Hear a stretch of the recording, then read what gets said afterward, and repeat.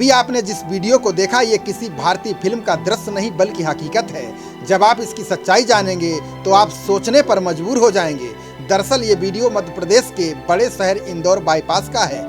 Video में आप देख सकते हैं एक परिवार है जो अपने घर जा रहा है। जिस बैलगाड़ी पर ये परिवार जा रहा है दरअसल ये 2 बैलों की बैलगाड़ी है, लेकिन देखिए इसके पास सिर्फ एक ही बैल है। जहां दूसरा बैल होना चाहिए वहां स्वयं लगा हुआ है और सफर तय कर रहा है। ये परिवार इंदौर शहर से दूर पत्थर मुंडला गांव जा रहा है। इस परिवार की मजबूरी ये थी कि काम धंधा बंद होने के बाद परिवार भूखे रहने के कगार पर पहुंच गया। किसी तरह की सहायता न मिलने के कारण इस परिवार को घर लौटना पड़ा। इनके पास जब घर लौटने के लिए पैसे नहीं बचे तो बैलगाड़ी का सहारा लिया। एक व्यक्ति बैलगाड़ी की जगह खुद लगकर गाड़ी को खींचता है तो दूसरा सहयोग करता है। जब ये दोनों थक जाते हैं तो महिला भी बैल की भूमिका निभाने लगती है। क्या कभी इस परिवार ने ये सोचा होगा कि ऐसी भी मजबूरी आएगी कि बैल की जगह उसे खुद बैलगाड़ी खींचनी पड़ेगी। इंदौर के बाईपास पर दिखी ये तस्वीर लोगों के रोंगटे खड़े कर देने वाली है। ये वीडियो सोशल मीडिया पर खूब वायरल हो रहा है, मगर इसकी आधिकारिक तौर पर कोई पुष्टि करने को तैयार नहीं है। चिलचिलाती धूप और तपती दोपहरी में एक मजदूर व्यक्ति बैलगाड़ी को खींच रहा है। गाड़ी में एक तरफ बैल जुता है, दूसरी तरफ मजदूर।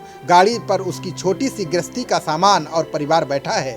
बैल के साथ गाड़ी में जुता व्यक्ति आसपास के लोगों से कहते हुए सुना गया कि वो इंदौर शहर के पास स्थित पत्थर मुंडला गांव का रहने वाला है। वो नजदीकी कस्बे महू से निकला है। गाड़ी में मेरी भाभी और छोटा भाई बैठे हैं। हम गांव देहातों की ओर जा रहे हैं। बैल के साथ गाड़ी में जुटे व्यक्ति को लाचारगी भरे स्वर में कहते हुए सुना गया कि बसें नहीं चल रही हैं। अगर बसें चलती तो हम बस से ही सफर करते। मेरे पिता, मेरा भाई और मेरी बहन आगे पैदल चले गए हैं। व्यक्ति ने बताया कि उसका परिवार गांव-गांव घूमकर बैलों की खरीद फरोख्त का काम करता है। रोजी रोटी की तलाश में कुछ समय पहले इंदौर आ गया था। यहाँ परिवार के मुखिया ने बैलगाड़ी खरीदी और सामान ढोने का काम करने लगा।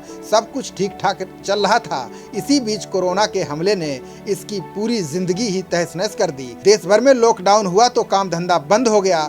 कुछ दिन तो जैसे तैसे कट गए, लेकिन धीरे धीरे घर में रखे अनाज के दाने और जेब में रखी पाई भी खत्म हो गई। लाचार मजबूर परिवार क्या करता, उसने परेशान होकर गाड़ी में जुटे एक बैल को ही बेच दिया। मजबूरी में बैल भी गया और उसकी वाजिब कीमत भी नहीं मिली। 15,000 का बैल उसे मात्र 5,000 रुपए में बेचना पड़ा। थोड़े पैसे का जुगाड़ हुआ तो परिवार ने अपने घर लौटने के लिए बोरिया बिस्तर समेटा। गाड़ी में एक ही बैल रह गया था। ऐसे हालत में उसने दूसरे बैल की जगह खुद को ही जोत लिया। गाड़ी पर सामान और परिवार को बैठाया और भारी कदमों से घर लौट पड़ा। इस बीच प्रशासन ने इस वायरल वीडियो का संज्ञान लिया। अनुविभागीय मजिस्ट्रेट ने बताया कि मैंने महू की जनपद पंचायत के मुख्य कार्यपालन अधिकारी को मामले की पूरी सच्चाई पता लगाने के निर्देश दिए हैं। उन्होंने बताया कि वीडियो में बैलगाड़ी में जुते दिखाई दिए व्यक्ति की तलाश की जा रही है। संबंधित सरकारी योजना के तहत उसके परिवार की हर संभव मदद की जाएगी। वहीं मामले को लेकर राजनीति भी तेज हो गई है।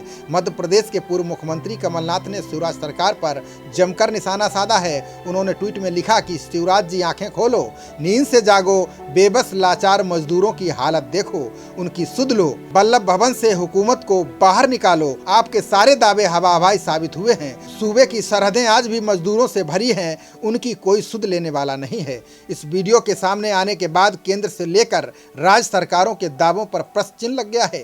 सरकार जहां मजदूरों की वापसी के लिए स्पेशल ट्रेन, श्रमिक ट्रेनें और बसें चला रही है, लेकिन ये तस्वीर इस बात को बयां कर रही है कि सरकार को अभी भी बहुत कुछ करना बाकी है। मजदूर पलायन को मजबूर हो चुके हैं। इससे पहले भी बेबस बेसहारा मजदूरों के घर जाने के हजारों वीडियो सामने आ चुके हैं, जिसमें कोई साइकिल से गांव पहुंच रहा है तो कोई पैदल ही चल पड़ा है। नेशनल हाईवे पर अक्सर पलायन की ये तस्वीरें देखी जा रही हैं। पलायन कर रहे इन मजदूरों ने जो अनुभव किया है उसकी वजह से शायद ही वे काम पर लौटना चाहेंगे। उनके अपने प्रदेशों में उनके भविष्य की कोई योजना नहीं है। लॉकडाउन की लंबी अवधि के बीच भारत में श्रमिकों के हालात और अर्थव्यवस्था में उनके योगदान के अनछुए और अनदेखे अध्याय भी खुल गए हैं। पहली बार श्रम शक्ति की मुश्किलें ही नहीं, राजबार उससे जुड़ी पेचीदगियां भी खुलकर दिखी हैं।